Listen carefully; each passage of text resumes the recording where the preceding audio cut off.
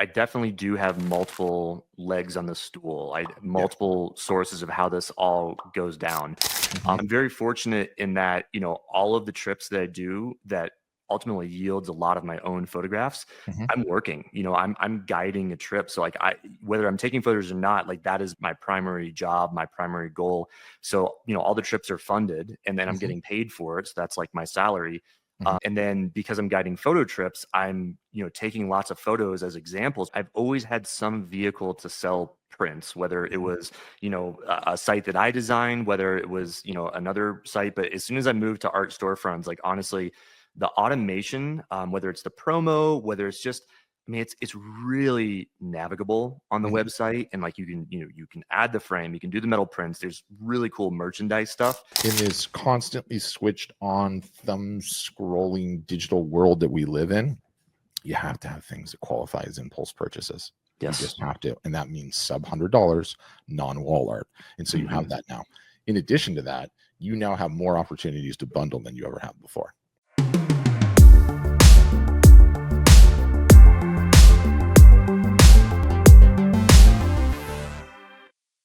All right, coming up on today's edition of the Art Marketing Podcast, we are back with continuing in the artist interview series. And I have my new friend who I've just met. We were furiously bonding over a shared love of Mexico, which he and I are super passionate about. But I've got photographer, podcaster, naturalist, conservationalist.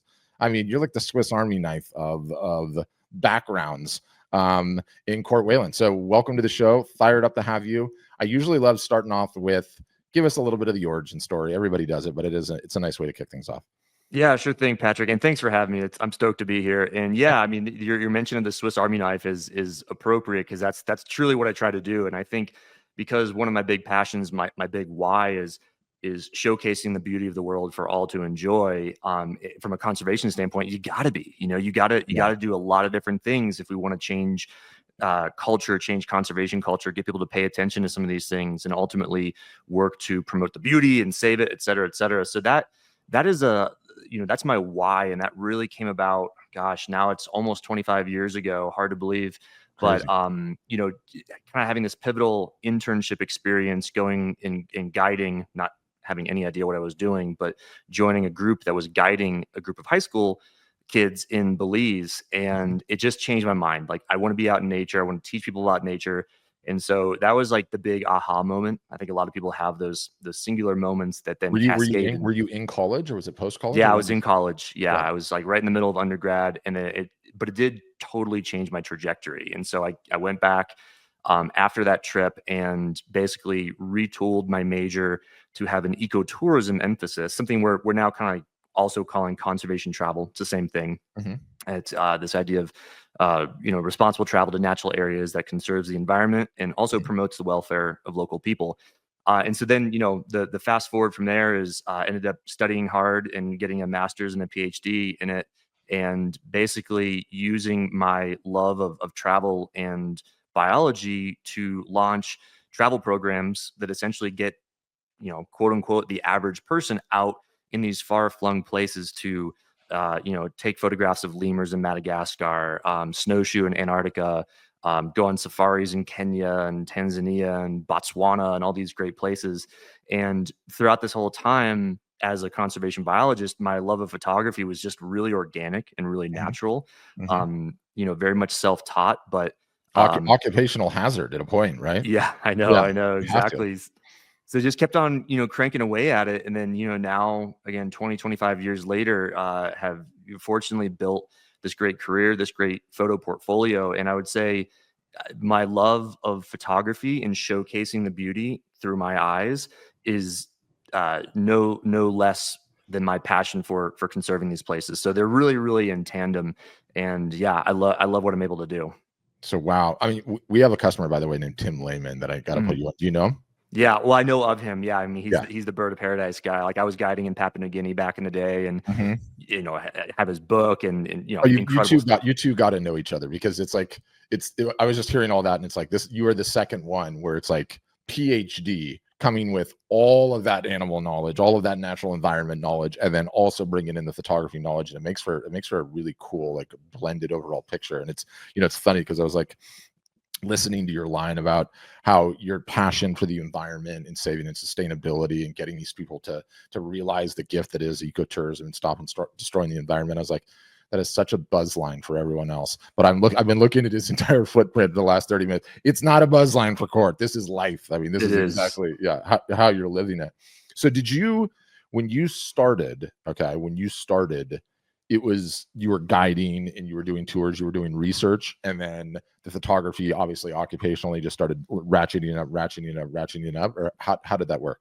Yeah, totally. I mean, very, very organic. When I did that first trip to Belize, I took the plunge and took a little student loan out to buy my first camera, this state-of-the-art 2 megapixel Canon. Wow. And it was a little point and shoot, but it made it easy. It made it accessible.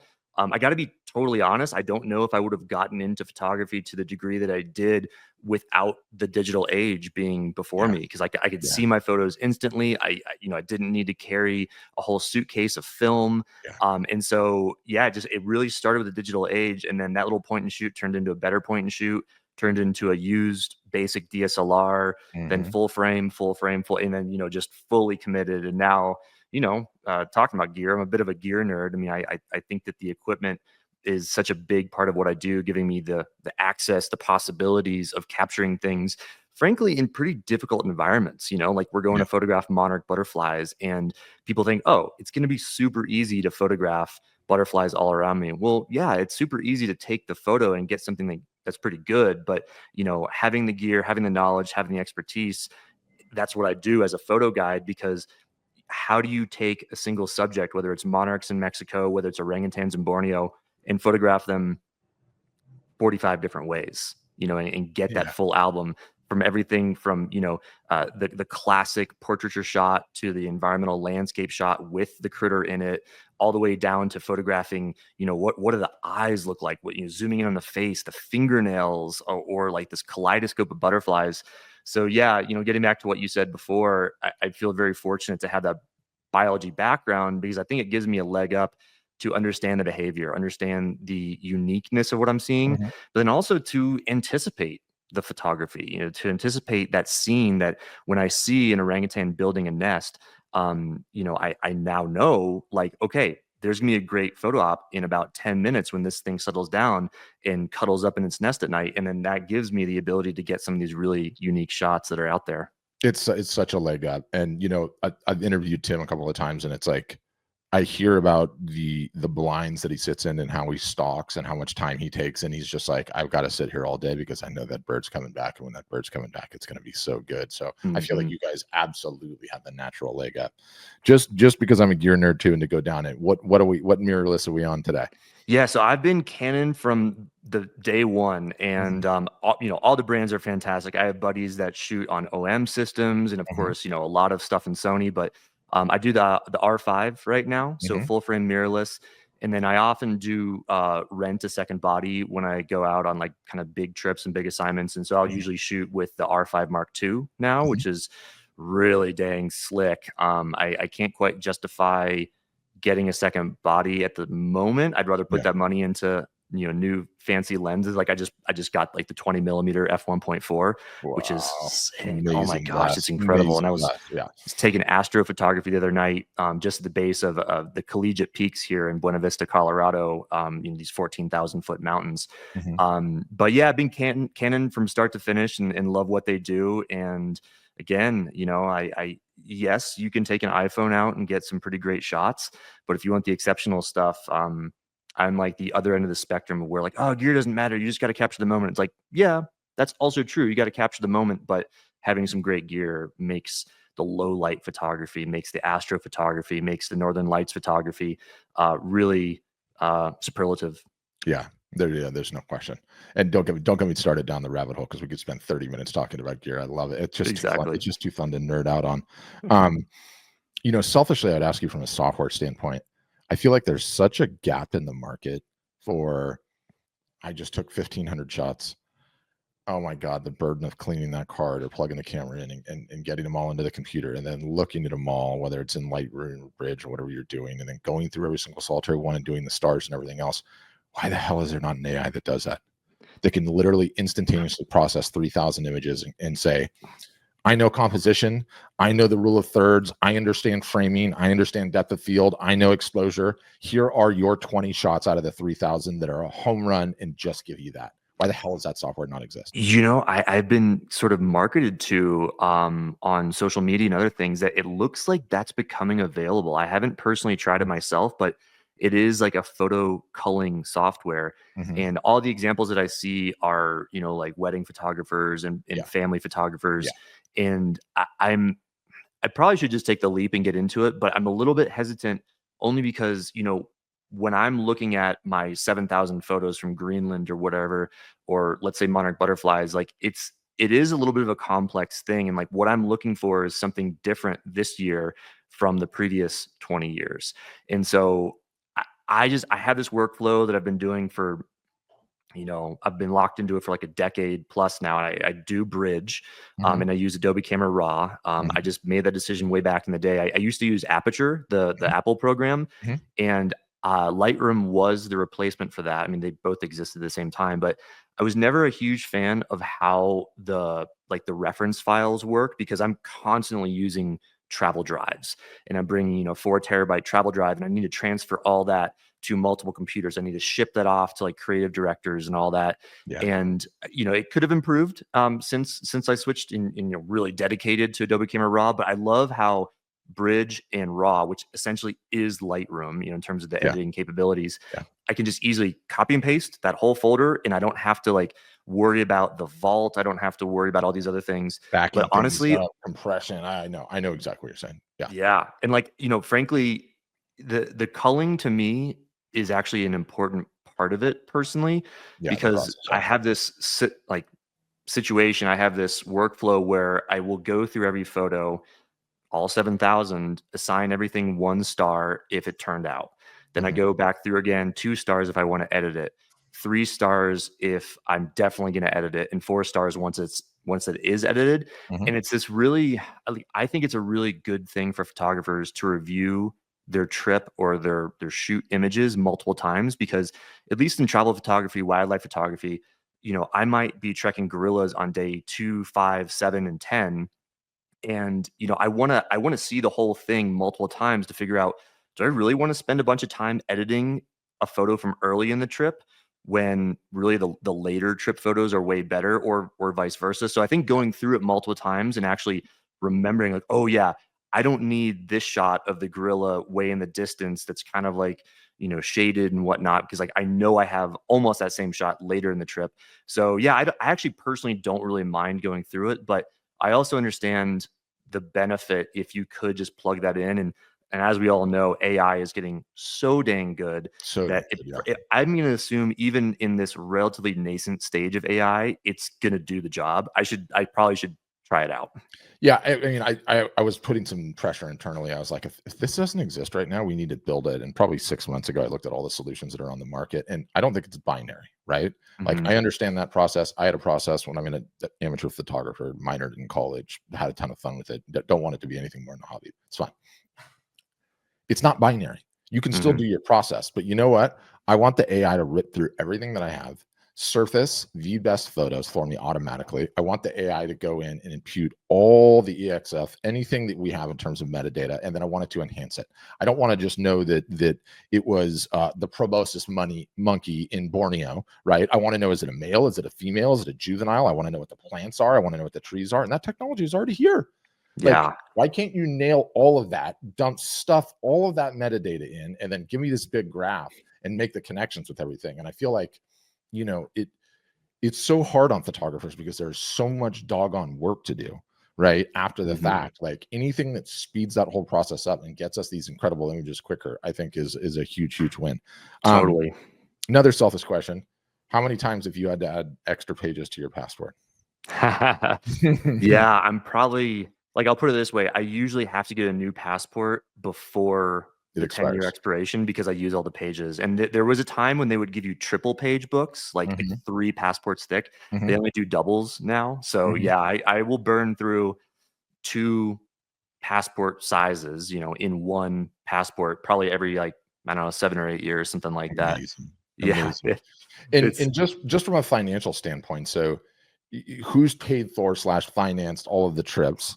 And have you so I'm just curious what it looked like first, really where I'm going, and then like what is it transitioned into in terms of a business model now, right? yeah. And I should say that like you probably haven't heard the podcast, but like one of the things that I always say is like I've never met a revenue source for creatives that I don't like, right? And I Mhm. really, really love how many different legs can you get on the stool, you know? Yep. And I sort of feel like that's probably been your trajectory. And I think it's so helpful for folks to hear because sadly, what you explained earlier, and it's the same thing that I lived. What year did you graduate high school?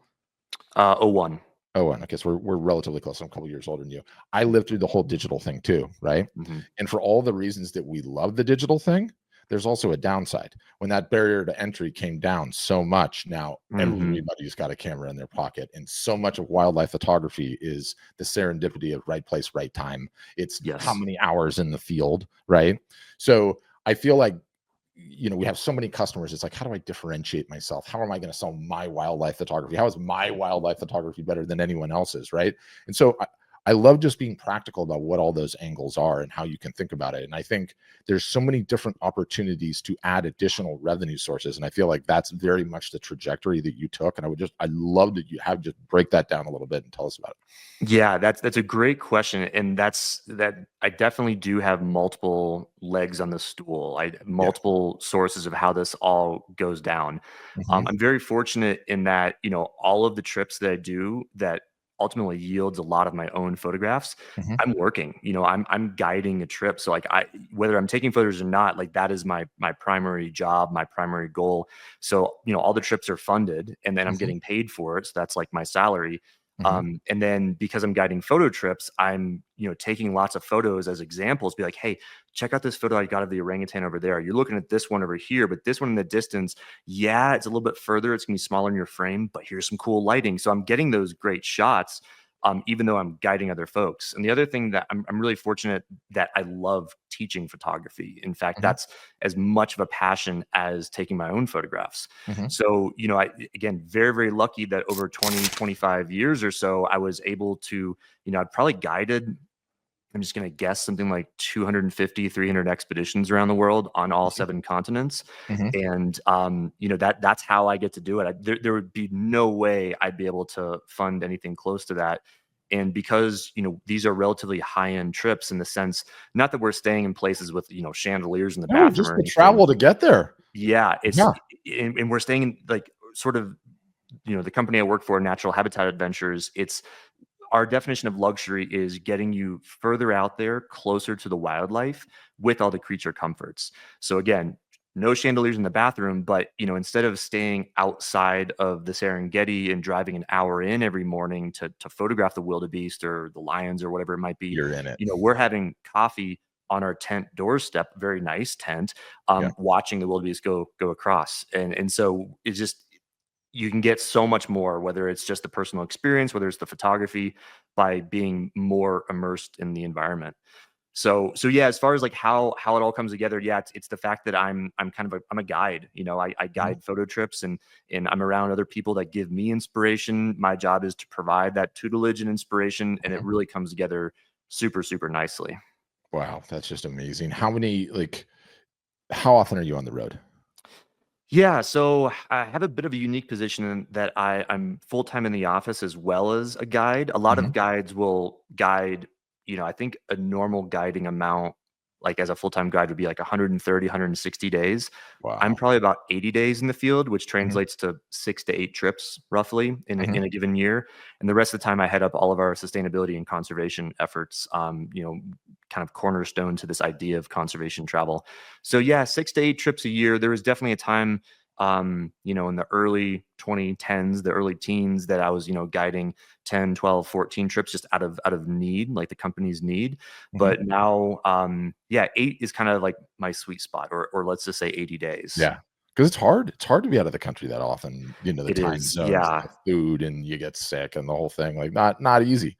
Yeah, I mean, the flights alone, they're not getting any easier, you know? No, Like, it takes me 45 hours to get to where we need to be in Borneo, and that's 5 flights. It's across almost every time zone in the world, and, yeah, doing that more than a few times a year definitely weighs on you. for sure. So, yeah, I'm just so fortunate I found that sweet spot, and then, as far as photographically, when I'm back home, there's still work to be done, right? So Yeah. I'm editing the photos, which I personally love. I know a lot of photographers out there may not be as in love with editing, but I think that's half the equation right there. Oh, I've come up 100%. with a sort of a half-brained analogy recently that I was talking about, where editing is kind of like the final leg of the 4x100 race. Like in the Olympics, you get like I four love that sprinters. analogy. I Like totally know what you you, mean. Yeah. you got to start the race well. You got to Mhm. run it well. But the final leg, which is the Lightroom, which is the Photoshop, it can get you to win the race. You put your ringer at the end, Always and they fastest make up the racing. ground. Yeah. And so I love it.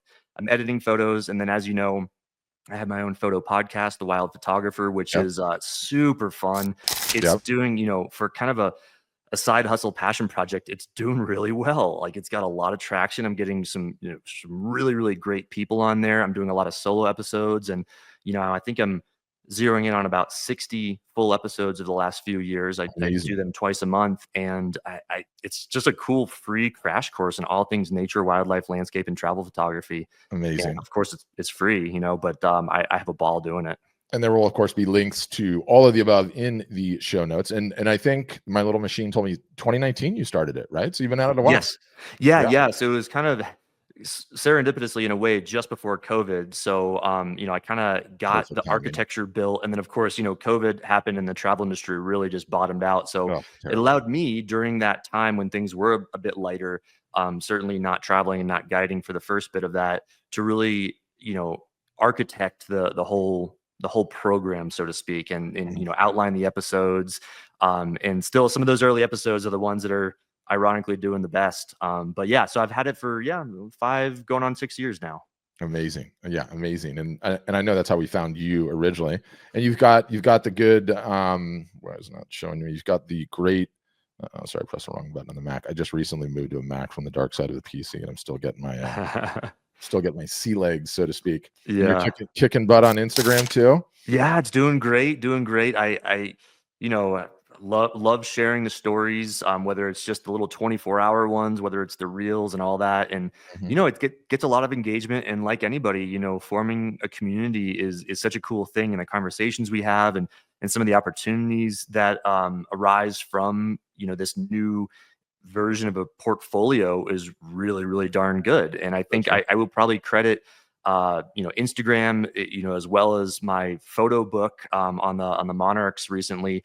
And I got to be featured on 60 Minutes with Yes. Anderson Cooper a couple Speaking of, months I was ago. like, conversations like these, Gordon? Yeah, Conversations like these? exactly, Yeah. exactly. Is he So cool? yeah, Is he cool, by the way? super cool. Great Yeah. guy. Yeah, yeah. It was a really fun time being with the 60 Minutes film crew, Mhm. uber professional, and I learned a lot from them. I was so fortunate that, I was kind of like the local expert and like, okay, so here's what the Monarchs are going to do in the next 2 hours. Here's where we want to be when that sun comes across this tree line. Mhm. And, we got them some incredible footage. I was interviewed, as a photographer, scientist, guide, and Mhm. more than anything, it gave Monarchs a little 12-minute spotlight on Easter Sunday, which is pretty cool. It aired on Easter Sunday, and I think it probably elevated their awareness and their love even a little bit more. It's such a beautiful thing, and he and I were talking about this offline, like, I've wanted to go and do this for a long time, go and see this, and it's such a wild story, right? Not to go too far down the nature rabbit hole, but, like, sometimes they fly from as far as, like, Canada. Like, you would Oh yeah, I mean, never think that they 1, that they live that long, okay, yep. and 2, that they could even make a flight that long. Oh yeah, it's incredible. I mean, that's like the wildest part of the story. And they are one of the most researched insects, certainly the most researched butterfly out there. Mhm, But for every question we answer, we form two more. So it's like this never-ending story of understanding their biology, their navigation. The fact that the migratory generation, mhm. which lives from like August until March, lives 4 times as long as the monarchs we see in North America in the summertime. These monarchs that are in Mexico, they live 8 months, the rest of them live 2 months, all from wild genetic programming and getting cues from the sun and magnetism. It's just one of the most fascinating stories. And so being able to be down there and seeing it, like I was mentioning earlier, is I will routinely have people on my photo trips that we were just trekking gorillas, we were photographing lemurs in these just crazy exotic places. But and even Anderson said that he's like he's a super well traveled guy. Yeah. He's like, this is one of the coolest things, maybe the single coolest thing I've ever seen in my entire life. And that's what Really my guests will say that routinely. So it's nice to have that incredible confidence to say, go see it ASAP. It's just phenomenal. Make a note when we go offline. I got to teach you how to start a broadcast list. Okay. Yeah. Sounds good. Mandatory, not okay. not optional. So nice. Okay, so started with the guiding, and that sounds so fun too. And just as a quick aside, because my mind always goes to the marketing and the business, are the majority of the people that go on the trips that you're guiding also photographers, or are they mixed bag of nature lovers and photographers? It's a mixed bag. So we have basically 2 different types of trips at Natural Habitat. The majority are kind of quote unquote non-photo. You can get great photos in any trip we do, but then we have a smaller subsection of photography expeditions that are photographers, and they're tried and true. Some might be shooting on point and shoots, but want to elevate. Some, have big fancy DSLRs or mirrorless. So when I do guide photo trips, and I tend to guide more photo trips just because it's a little bit of a limiting factor to get, pro photographers on these trips that are also biologists and experts in, whatever monarchs or lemurs or anything like that. So yeah, I do tend to guide more photography trips than quote unquote non-photo, but I mean, gosh, the places we're at and the situations we put ourselves in to be so close to nature, every single trip is a photo trip when I'm on it. Yeah. And I love that. And, it's the reason I asked selfishly. I've been on some guided trips, just went on one. Mine tend to be of the motorcycle variety, but you always end up forming a great bond with your guide, right? Yeah. And it's like over the years, my hope is that you've kept up with these folks and that you have relationships with them still, and they know you are working and selling, the photographer selling prints, right? Because they will just keep coming back to you and back to you and back to you and back to you and back to you to buy. Exactly. So I'm like, foster that relationship, get those emails, keep them going, Oh yeah, no, I definitely do that. And then, just as a quick kind of related aside is, I can't emphasize this enough, is that, the guiding that I do, it's a people business. I will advise a lot of young folks that they love the wildlife, they love nature, but the reality is when you're guiding photo trips, yes, it's awesome to be in these places, but one of my most enjoyable parts is being with like-minded people. So yeah, the relationships are a huge part of it. And, when I was on 60 Minutes, obviously kind of a big deal. Like I heard from people that I haven't guided for 10, 20 years saying like, oh my gosh, I was just watching this show and there you were. It was really so heartwarming. Good. That's so good. Okay. So you've been transitioning the business a little bit more to add the additional leg in the stool, which is the print sales, right? Which is the limited edition sales, the metal sales. How has that gone so far? Do you feel like it's growing? What are the challenges you're facing there? What are the opportunities? Just be curious to hear about that business in a silo, because that's definitely what our audience wants to hear. Yeah, it's fantastic. I mean, I got to say, I've always had some vehicle to sell prints, whether it was, a site that I designed, whether it was, another site. But as soon as I moved to art storefronts, like honestly, the automation, whether it's the promo, whether it's just, I mean, it's really navigable on the website, and like you can add the frame, you can do the metal prints. There's really cool merchandise stuff. Who'd you pick as your fulfillment, by the way? So Bay Photo for the prints, and then I think is it called Groot or something like that for some of the merchandise? I know, right? I might be not saying that right. But yes, it's definitely like a several times multiplied response so far, which is great. Now that I'm pairing, my audience not just from the hundreds of people that I've guided over the years, but the thousands of people that are listening to my podcast and that are on my social media. It's such a easy, obvious way to get the things that they love in front of them via the Art Storefront's website, and it's going super well. Yeah, and I think the most important thing too, like when I say add legs to the stool, I mean revenue legs, not burdens. You've got enough on your plate. CSS HTML, JavaScript, designing websites, fulfilling orders is a waste of your damn time, right? Oh, And that's like the yeah. one thing that I say, because the hardest thing to do as an artist is to market yourself, right? To get eyeballs on the work. And it's like you've got that in spades. As you look, out of curiosity, as you look at this next season of your life, have you thought far enough in the future to say, like, okay, am I going to be guiding 8 trips a year into my 50s, into my 60s, into my 70s? Like, is that part of the roadmap? Or are you like, okay, let's get this photography business humming and start delivering revenue now, such that, you know, when I do want to start slowing down, and I should say, because it's just so fascinating. It's so fascinating. The guy that owns Whoop, okay, you know what Whoop is? The ring. So Yeah. I have the ring. I've had the ring forever, and I love it. Whoop is even bigger than the ring.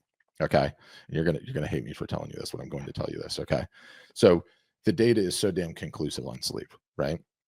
Sleep being the most important thing. There's nothing more important. Health, longevity, staying healthy, not getting sick, not getting any of these diseases. He has all of the data, and he's got like worldwide data, and there were super fascinating things. And this is like a tight-lipped guy, and so he was talking about it. And it's like the questions to him were like, which countries have the most sex, right? And it's like the wristband knows based on the heart rate, and the answer to that one was like, what was it? It was Australia and the United States tie. Which country drinks the most? Ireland. And which country has the latest average bedtime, which was 1:30, which I thought was crazy, which I think was either Qatar or UAE, because you know they don't drink and it's too hot during the day. But where I was going with all that, you want to know what the number one most destructive thing is to sleep? Is it travel? Is it eating too close before bed? Is it excessive alcohol consumption? Is it too much time staring at blue light screens, right? And the number one killer, business travel.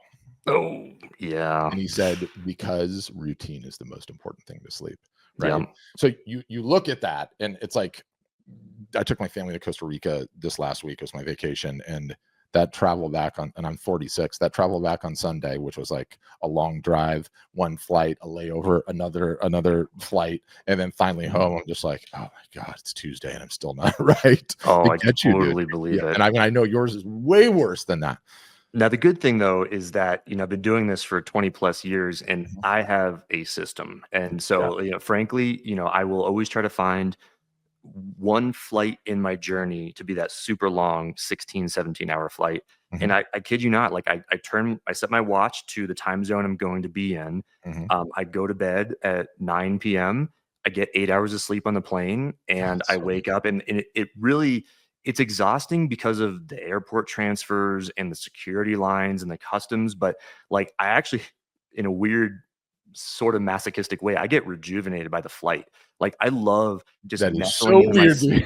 I know, right? But like, it's probably the way I'm able to do this so long is like I actually get pretty rejuvenated by the flight itself. Like, I drink a lot of water. I have my element salts. I eat well. You know, I don't drink a lot on the plane, just enough to kind of get to sleep and all that.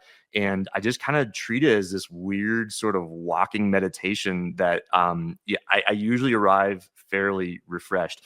Frankly, as I'm getting older, the jet lag is definitely, I feel it more, like, you know, when I'm in the middle of the night, basically, when I'm actually in the day in Borneo, it's almost like a 12-hour switch. But yeah, I think probably part of my success is having that system, having done it for so long, and in consistency in a little bit of a different way. Like, I'm very consistent with how I travel. I got my little lumbar pillow. I got my eye mask. I got my noise canceling headphones. You're completely dialed in now. I'm dialed in. Have you not done a podcast episode on that? Have you? No, but that's a great idea. I guarantee you that will be in your top 10 downloads. Ooh, I'm gonna write that down. 100%. I will, because I've got a system that I'm very proud of. You've got hacks on hacks on hacks. People will go nuts for that, because it is so hard. It's challenging. But sorry to go on the tangent, but to go back on it. So, do you see, in terms of the arc, keeping up that 8 trips well into your 50s, well into your 60s? Is that sort of what you think? You know, I'd like to say so. I think that my my ideal would be to, again, that balance between the guiding and then the photography. Obviously, right now I'm smushing them all together, and that's fantastic. Mhm. But several of the trips I've been doing the last 2 years are purely photographic trips. Like I'm going to gather marketing assets. I'm going to be on camera. Like I travel with a videographer these days, Mhm. and we do conservation films, and I do photo tutorials, Mhm. and that not only is a little bit more relaxing in the sense of not having to do quite as much prep work and not having to have 18-hour days because I am the guide. Talking But it's all also the time. really it fills me up because like it's kind of, there's a saying, only do what only you can do. It's a little bit Mhm. confusing, but like it basically means do what you do best and cut out the rest. So Yeah. getting to your point, like I don't want to be programming websites. I don't want to be, upsampling, downsampling photos for this thumbnail on a website. So being able to automate it with art storefronts is like, it's the biggest weight off my shoulders. And knowing all my photography that I've been doing the last 20 plus years is working while I sleep. Like Yes. it's working perfectly. It's working great. And yeah, so I do think that I will probably be guiding as long as I possibly can, because it's really what got me into this in the first place. I get Mhm. really, I get filled up from guiding too. I mean, just being with people and kind of having that leadership role, I think is very fulfilling. But I do think if I were to make a magic genie wish, like being a Tim Lehman of the world, like being that notable photographer that gets the great photos every single time, and they get elevated to stratospheric levels. That's something that I think in some ways I have achieved, but there's definitely another level or two that I'm chasing Yeah, after. for sure. And it's one of the great things when you're there, and it's one of the super frustrating things because it doesn't matter if we're talking about art on the created by hand side, take your pick, painting, sculpting, charcoal, whatever, or on the photography side, both of them follow the power law. Hmm. It's like Hmm. the 0.2%, the 0.3% that make 90% of the money, and Totally. that just do so well. And to your point, like you want that phone to ring is really what it comes down to, Yep. right? Exactly. We need you on another one. We need you on another one. But one thing that I'm like extremely encouraged by, and I should say massive AI nerd. Too far down the AI rabbit hole. And I created something for you too that I'll give you after this that you're gonna like. Oh, But nice. um I believe that we're in a transitionary period here where photographers like you that have these huge archives, you actually have a significant asset there. Mm. And early on, and it's interesting, right? Because you want to talk about just like peak to trough. Early on, film expensive, development, travel was harder, the internet wasn't around. You could have stock photos and have that be a good robust part of your business, literally pay your bills and then some. Hmm. Digital comes in, that business is dead, right? Well, now there's this massive amount of photography that is sitting on guys like you's hard drives, right? Backed up here, there, and everywhere, that's Hmm. not exposed to the internet, that hasn't seen the light of day, you know? And I feel like it's only going to become more valuable in time, especially as these AIs can train on these huge image sets. And so I feel like the number one thing to do for you guys that are photographers are start getting the housekeeping done now. And it's again why I want AI, and it doesn't have to be exposed to like the big dogs, I mean locally, but Hmm. everything labeled, dead to rights, accurate folders, accurate geolocation, accurate subject matter material, all of that stuff, and having that ready to go, right? And I might be wrong about that. It might be the AI gets so advanced that like 3 years from now, you press one button, it scans your entire archive, and it's like, boom, here it is, card. Here's all like, and then even just having that search engine on your own archive that is like so dead to rights. Like, could you imagine putting in a species, whether you put the Latin name, the colloquial name, male, female, 2 shots, 3 shots, whatever the keywords are, and have all of it just surfaced immediately. All of that's come in. And I feel like a lot of these photographic archives are going to have an outsized value proposition for all of these various different projects and tangents and training and everything else. So a large part of me is like, do not expose everything to the internet under any Mm. circumstances, which by default happens anyway because of the size of these archives, right? Especially in the digital era. But I do feel like a moment in time is coming where those archives are going to become more and more valuable. And I think that's like a very encouraging thing, especially for photographers, artists too. Oh, I love hearing that. I mean, that's fantastic. And there's like that saying of, when was the best time to get into photography, or when was the best time to get into podcasting or 30 years ago, YouTubing next 20 best years time ago. today. Yeah. Yeah, exactly. The second best time is today. But I do feel very fortunate that I've been pretty diligent of saving those photos and backing them up. And I have my redundant drives, and I have some on the cloud, etc. And yeah, I love to hear that, because I genuinely want to be useful with my photography. Like, yeah, it's really cool to be able to support myself, and that's obviously super important. Got to eat, got to have a roof over your head. Yeah. But if those things, if I captured some unique behavior that was never captured, or a collection of a certain species or a certain area, maybe honestly, like, kind of in a bummer sort of way, but maybe it's an area that doesn't exist anymore. Maybe it has been deforested. Having AI be able to identify that, and then also link to the right people, the right sources, the right media outlets that might enjoy that, and help elevate those stories to another level, would be absolutely huge. Yeah, tremendous. Now, Q4 is coming. Have you heard us banging the drum about this? How important it is? Yeah.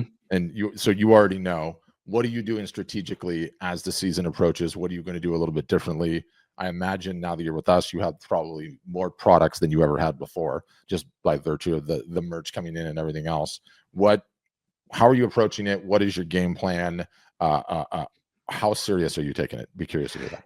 Yeah, no, it's a great thing. And I feel that even though I have been selling my art for quite some time, and I also dabbled in stock, 10 years ago, and felt that rise and fall, like you mentioned. One thing, kind of even parlaying a little bit with the AI, is that I've been taking my personal blog pretty seriously in the last year or so, which has helped me get a really great mailing list together of friends, of community. And that's probably my number one way of getting Q4 art sales out there, is direct contact. Social media is fantastic, and I know through your art promo calendar, like that's cranking, that's getting it out there. It's one more thing I don't have to think about. Yeah. But where, the basket that I'm going to put my eggs in, that I'm going to like do some direct, legit kind of focusing, is definitely almost like a direct contact kind of sales. Yeah. There's a number of photographers that I follow that will do specific emails on just their one newest print, from the latest expedition. And I got to say, not just because my skills have increased over the years, but the camera tech over the years is like, I think what I'm going to start doing is getting more into like a featured photo, like one or two in those direct contacts, meaning like direct emails, and really trying to feature those things as like, hey, this is the latest, this is the greatest, this is the highest resolution, this is the coolest, photograph with the dynamic range and all the really special stuff. So yeah, I would say probably answering it by direct contact, using my blog, where I do photo tutorials, as a bit of like a not it's something beyond just the salesy pitch. It's like, hey, here's how to take great astrophotography. Here's my tips and tricks. Oh, and by the way, here's my latest photo from the new moon in Colorado, 2025, beautiful Milky Way over Mount Princeton. And then, frankly, I hope people will pick that up. Yeah, amazing. Have you, side tangent a little bit, have you done photo books? Yeah. So I've done one that was legit published, and it's done quite well. It's on the Monarch Migration, and it can be found, on Amazon and all those things. But as far as like my own, no, I probably shouldn't I? You need to. Yeah. You need to. It's they're so powerful for so many different reasons. And like, one of the things that I'm constantly teaching from the art side of things, and it's an emotional business, art, right? People get real hung up on a lot of things, and they think somehow that the fundamental rules of business don't apply, and the fundamental rules of business do apply. And you've got this covered now in Art Storefronts, but I'll say it again. You got to have a range of pricing. Okay. And you have to have non-wall art as a part of the lineup, because not everybody is ready to buy wall art. And there's so many reasons for it, right? The primary reason, which is the most important, the easiest customer to get, is the one that you already have. And it's independent of how much money they spend. Yeah, echo that. $1, they spend $100,000, they spend $10. You have an email address, they purchase. Mathematically, it says they are more likely to come back and purchase a second time than it is for you to go and get a customer for the first time, right? Two, in this constantly switched on, thumb scrolling digital world that we live in, you have to have things that qualify as impulse purchases. You Yes. just have to, and that means sub $100 non-wall art. And so you have that now. In addition to that, you now have more opportunities to bundle than you ever had before, right? So buy a print. Not only can you get a coffee mug or a calendar or a yoga mat or a tote bag, I'll also put that image on your cell phone cover, right? Yes. And it's like this plus this. Like in marketing, we call it the bonus sandwich, right? So the meat is your giant metal, aluminum, huge hand signed print, right, for $1,500 or $2,000, and then you also get, you know, the one thing of merch or even like a smaller print or a book. But the books are so powerful, and I mean, I've already looked at your archive. I mean, you could do countries, you could do animals, you could do. I mean, there's so many different tangents of different books that you can do, and it really, like, don't get me wrong, Amazon is great, and Amazon is where all the books and I mean Madagascar trees are just, there's just nothing like it. Self-publishing now and self-distribution, especially if you have your own audience, is just such a big deal. There are a lot of print on demand options these days, right? So you don't have 100%. to like put a ton of money up front and like No, have all this none. It's inventory. print on demand. Yeah, that's the other thing. And they sell year after year after year. And the thing about it is, like, one drives the other and the other drives the other. What do I mean? When you have the coffee table book in the living room, it's like it manifests the print wanting to be on the wall. And when you have the print on the wall, they're like, I've got to get the coffee table book, you know, that's on the thing. And I imagine being a longtime blogger, being a podcaster, like, relationally, you have it so good, right? Like, everybody wants to say, like, oh, you like that? I actually know him. It's my buddy Court. I went on this and this trip, right? Like, I listened to his podcast. I sent him a text message, right? Like, it's a human being flex that it's as old as time. Like, they just like to do it. So you've got that in spades, which is tremendous. I want to pivot to AI. Sure. One, I'm curious, thoughts, feelings on it. Two, usage so far, because my goodness, I feel like you could have 5,000 usages, especially on how damn good it is with animals and plants and nailing those species and understanding the biology. But curious where you are in that whole journey. Yeah, so very bullish on AI. I love it. I realized I just rewatched Terminator the other day, and I get the scare, the concern, but the reality is it's here. It's like the internet. Like, are you gonna not use the internet? And it's an incredible tool. I'm using it, I would say, a good bit. I'm sure there are people that are using it a heck of a lot more. But I use it for coming up with outlines for podcasts, all the way to, use like summarizing the like, this is actually a great way, is I'll take the transcript of my podcast, which itself is probably using AI to generate from my speech. And then I'll have AI summarize it for me, or write some show notes, or be like, hey, what do you think, based on your opinion, AI, what are the three most important things that I said? Because I think that helps, like, be a bit of a soundboard for sure, and kind of check me on, like, what I think is important may not be what a billion websites that it's referencing also think are important. So it helps me kind of, like, maybe assimilate to the masses is not the right word, but like tune in to what everybody wants, like the democratized internet. And so I think it's really, really good for pulling out things that I might not have been aware of. And again, writing little things. I think, what arthelper.ai is doing with keywording, I mean, that's huge. Keywording is such a pain. And, I think it'd be great, like you were saying earlier, at one point, if you could just upload your batch of images, your whole million photo portfolio, and have all the metadata automatically put in. But in the meantime, being able to upload the photos from a recent trip, or my top 12 from a certain trip, and have those keyworded and titled. And I think it's just, again, a great sounding board. I won't always take exactly what AI says or suggests, but it usually suggests something that I wouldn't have thought of. And especially in this world of social media, where there are tried and true ways to acquire attention, to be punchy, to have that hook, have that tagline. AI in general is just giving me that ability, with a click of a button and a few of my own original ideas, to turn it into something much bigger, bolder, and a heck of a lot faster. 1,000%. And everything that you just said there is like my biggest, there's two things that I want to unpack from what you said, what I think are so important. The first one is just like, it's just this giant brain that we now have access to that can be a sounding board, that can help us out with this, can help us out with that. And people get like so wrapped around the axle of like the Terminator side of it, or, oh God, I don't want it to sound like me. You could potentially talk to the smartest person in any discipline for free as much as you want. Why are you not taking advantage of that? Right. Exactly. I've interviewed 100,000 freaking artists. Okay. Like starting during COVID, I was running webinars 3 days a week. I only do it 1 day a week now, but I swear I've talked to 100,000 artists. Do you know how many out of the 100,000 artists have anything even approaching one full-time employee? How many? It's less than 1%. It's less than 1/10 of 1%. And I'm sitting here going, oh my God, AI is the first employee. Yeah. Like, yeah, exactly. Extend your superpowers. What are you doing? Right.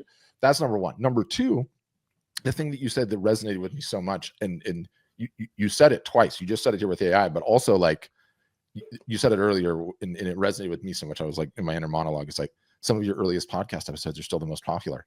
It was never the ones that you thought it would be. You're like, oh my God, this is a banger, dude. This is going to be so good. Crickets. And then that one, for whatever reason, just worked so well, right? That is so true. I cannot underline that enough. It 100% happens with art too. Right.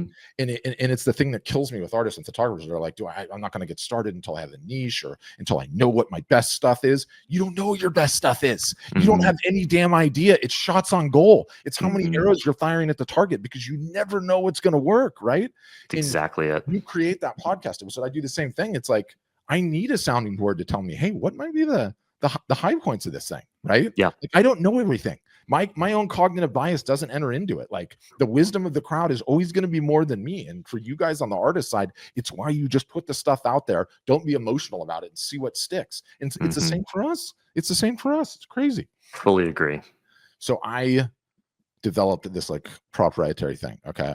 When I say I've got problems. Okay. My wife is like, if you don't start spending more time with your children, I'm going to divorce you. And I don't want to say that in jest, but it's like, I've been more jacked into AI since I was like, the last time was like when I had a computer game addiction when I was like 12, right? And my like dad finally was like, that's it. I'm going to take this thing away, because it's just so entertaining and enjoyable. So I created this thing called VoicePrint. And what it does is that it goes and scans everything that you have available online, essentially. And it comes back with what does Court Whelan sound like when he writes? Ooh. Yeah. And so that's huge. If you're still using Art Helper, I'll have my team put it in Art Helper for you. And otherwise, though, you drag this file into GPT, you drag it into Grok, you drag it into Claude, whoever you're using, Gemini, and I will blow your mind today. Because I'm totally in your voice, and it is so damn accurate. It's insane. And that's just like one of the many ways that like we can continue to level up with this, which I just think is absolutely insane. I have so many ideas for you too, especially on like, what notes do you have on all of these species that you're photographing? Like, do you have all the travel itineraries still, and all the days and anything notes that you have? Like, do you know how valuable that corpus of data is going to be for you? But anyway, going way too far down the line. Which one? I love it. Which one do you use is your day-to-day, just out of curiosity? GPT. Yeah. I have like the pro version, and it's fantastic. Oh, and I use it far beyond photography as well. I do a lot with my day-to-day job where, I'll have a 35-page scientific paper on, ironically, like energy use in AI. And I'm trying to think like, okay, cool. So I want to carbon offset our company's use of AI, because we're 100% carbon neutral travel company. And so I'll take, 5 peer-reviewed papers that all came out in the last 2 months. And rather than read through them line by line, which is, a lot of it, if those folks out there have read scientific papers, a lot of it's just like background and intro. So this cuts so much time. AI, there's so many possibilities, especially with uploading documents, like you just said too. So I use it all the time. But GPT, it's probably very similar to how I stuck with Canon. It's just like, it's what I started with. I'm most familiar with it. Yeah. And nothing against the other ones, but super familiar and love it. You're in a great place, because the minute you open it up, you're going to go into my world. We have all 4 of them up at once, and the 4 wise men goes on. What do you think? What do you think? This is what they say. What do you think? I go so far down the line. I want to be sensitive to your time. If you could go back in time to College Court Okay. Mm-hmm. Knowing everything that you know now, what would be your advice for that young buck? Oh man, it's a tough one because on one hand, I'd say keep on doing what you're doing. Like Mhm. you got to a great place.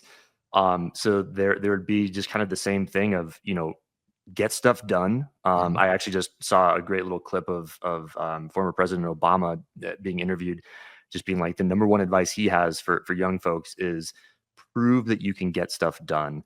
And that's something I've always held tried and true. And I just say, make sure you keep on doing it all. Now, here's where I would probably differ is I might say, not based on what uh, President Obama was saying, but like one thing that I think could be valuable is playing more of the long game. Mhm. And, especially with photographers, we have to take whatever opportunities come across our way because it's a competitive field. Yes. You never know what direction. You got to kind of cast the net far and wide. But we also know in business and life and goal setting, all that, like if you have a really, really specific place you want to be, you will be able to figure out the route to get there better. And if you can be like very, very niche and narrow, it allows you to become more of an expert, more of a name, more of a brand in that area. So I would probably say back when I was in college, if I could have outlined exactly where I wanted to be a little bit better, it could have me in a better place today. Zero complaints, but I think that that's one. It's always been one of my big struggles is figuring out exactly where I want to go. Like, what do you Yeah. really want? So true. And I was interviewing on my podcast Chris Burkhart, who's a phenomenal photographer, Mhm. adventure sports, all that sort of stuff, but also a lot of nature and landscapes. And he had this great quote because he teaches a lot of photo courses and classes and like kind of business classes around photography. And he says, if you don't know where you want to go, I can't tell you how to get there. And that's his whole way of saying, like, spend a lot of time in figuring out what do you really want? Where do you really, really want to go?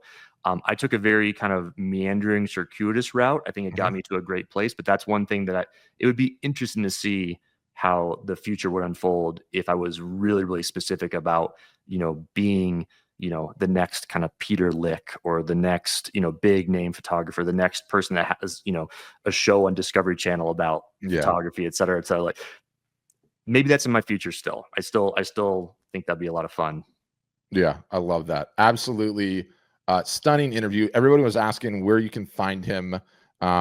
He's got the easiest probably on his Instagram, and it's court, and it's like tennis court underscore Weyland, and it's WE. I mean, all this is going to be in the show notes, but just people are asking right now on Instagram. Mhm. WHELAN. So That's right. COURT underscore WHELAN on Instagram, and you hit the link in the bio there, and he's got all the good stuff in his link tree, and you can watch him on 60 Minutes too, which is super, super exciting. Thank you so much for the time. Fantastic interview.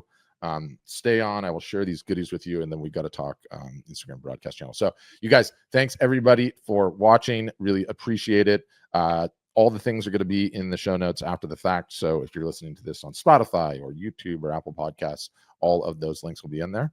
And Court, thanks again for the time. Thank you, Patrick. It's been a pleasure.